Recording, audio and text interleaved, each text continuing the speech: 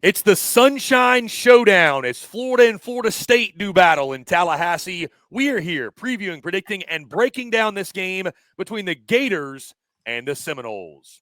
Hello, everyone. I'm Chris Phillips. He's Dave Shumate. Appreciate each and every single one of you tuning in. Make sure you like, subscribe, turn on notifications. Check us out via podcast, wherever you get your podcast. You can also find us across all social media platforms as well as our website, SECUnfiltered.com.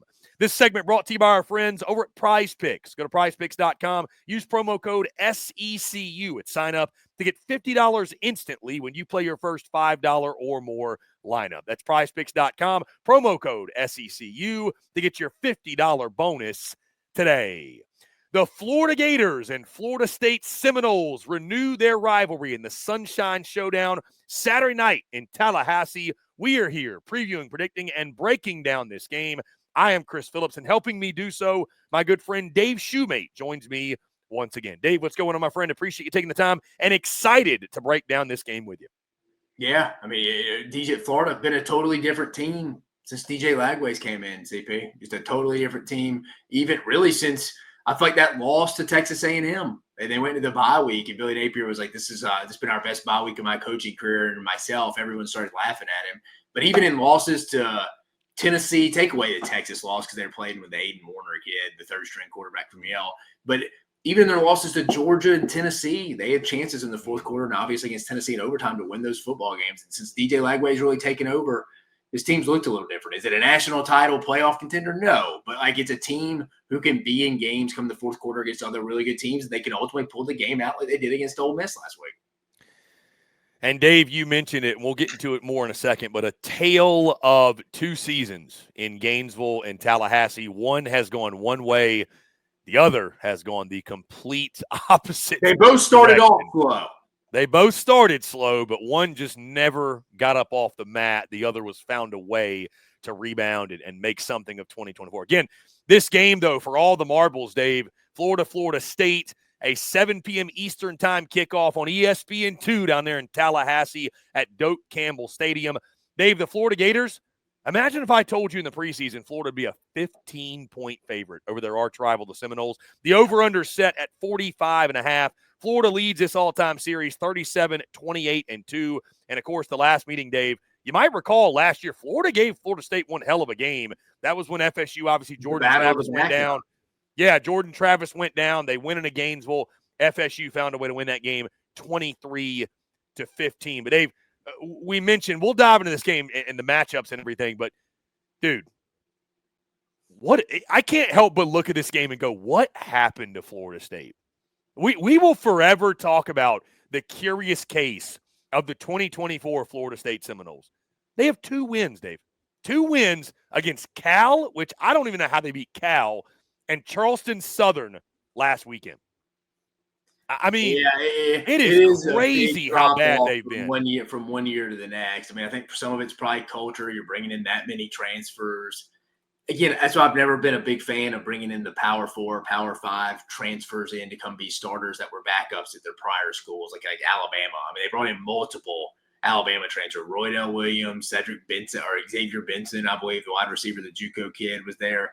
I don't know. It's just always they're leaving for a reason. It's like Nick Saban always said, and you bring in too many of them and things aren't going well, what's really the love there for Florida State University as a player? Is there enough pride in there to pick up essentially your lunch pail and go fight each week? It's like, and it kind of feels like since they've lost the opening game to Boston College on that Labor Day night, it's just been downhill really. Since, I mean, this didn't have Georgia Tech was week 0 now. They lost to Georgia Tech over there in Ireland.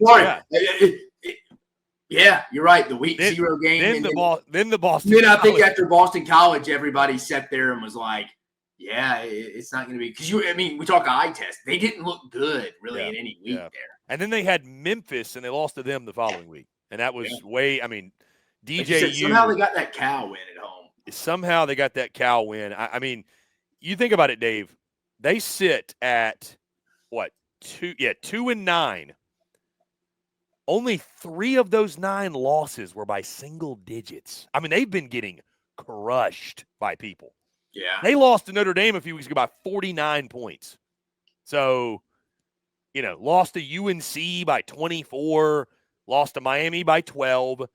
Duke was a one-score. They lost to SMU by 26.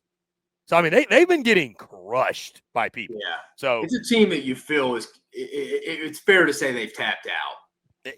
It does feel that way. Again, what can wake you up? Potentially a rivalry game, but it might be asking too much. Again, from the Gators' perspective, Dave, you and I talked about this, I believe actually earlier this week, just how important this game is for Billy Napier.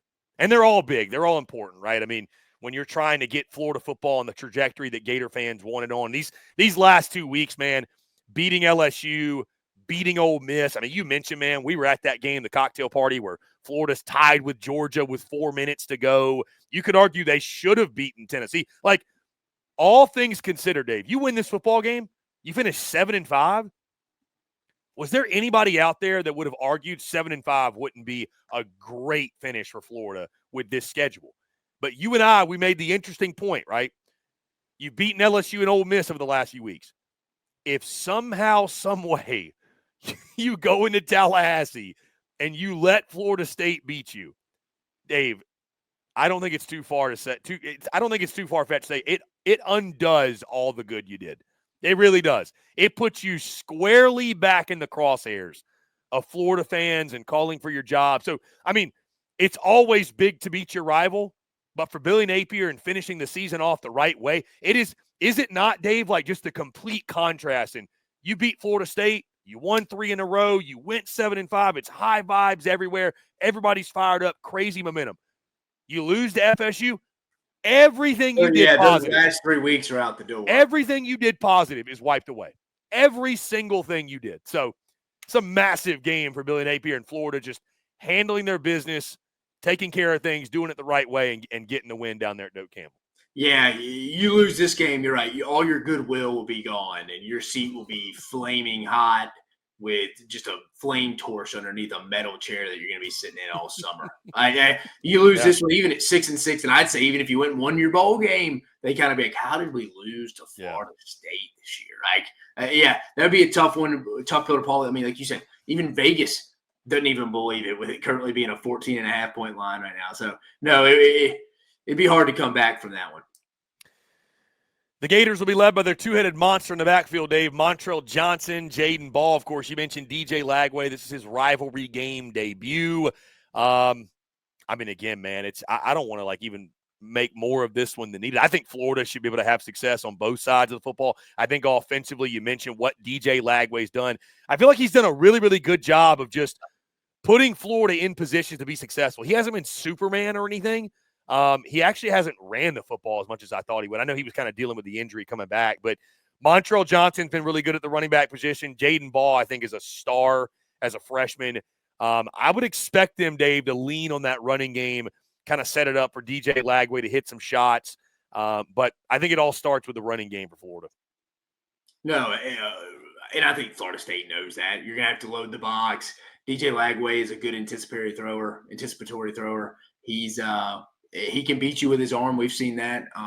But I'm going to live and die with, Montrell Johnson, and then we're not going to beat me in the run game. Florida's been getting it. They come up with some good gap schemes, some duo-type stuff here recently the last few weeks. They're comfortable with it. I think DJ Lagway being that running threat adds another different dynamic that the defense has to prepare for. You got to prepare for all 11 guys now instead of just 10. I mean, obviously take outside the offensive lineman, but still the quarterback being implemented in the run game potentially adds a lot more stress to the defense. I think that's opened up a lot of things for Montrell Johnson and Javon Ball on the ground.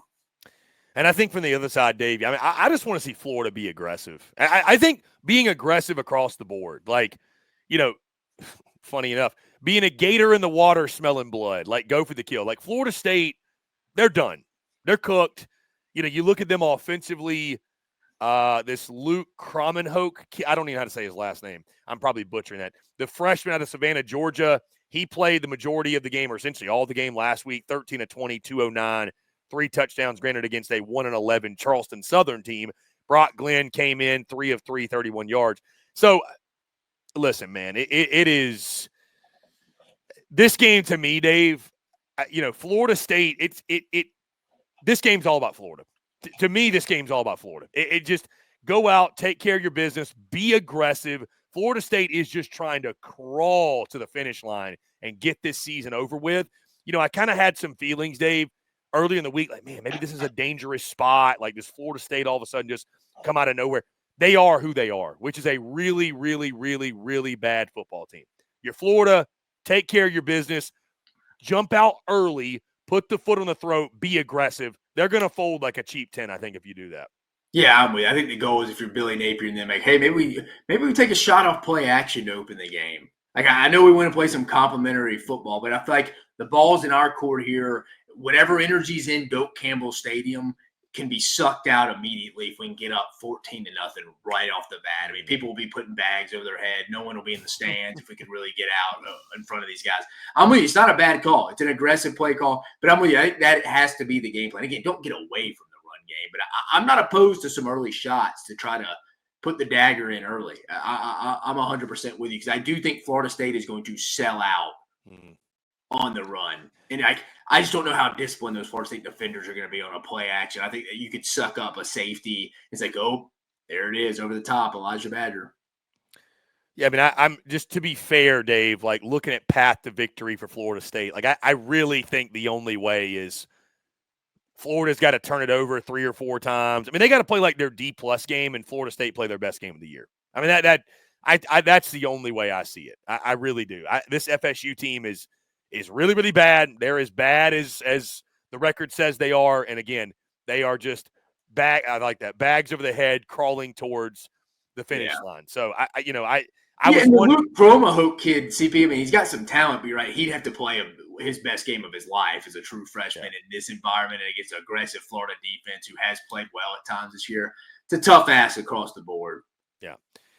Dave, that being said, let's spare the dramatics in this one and go ahead and lock in some score predictions, some picks. I'll go ahead and start.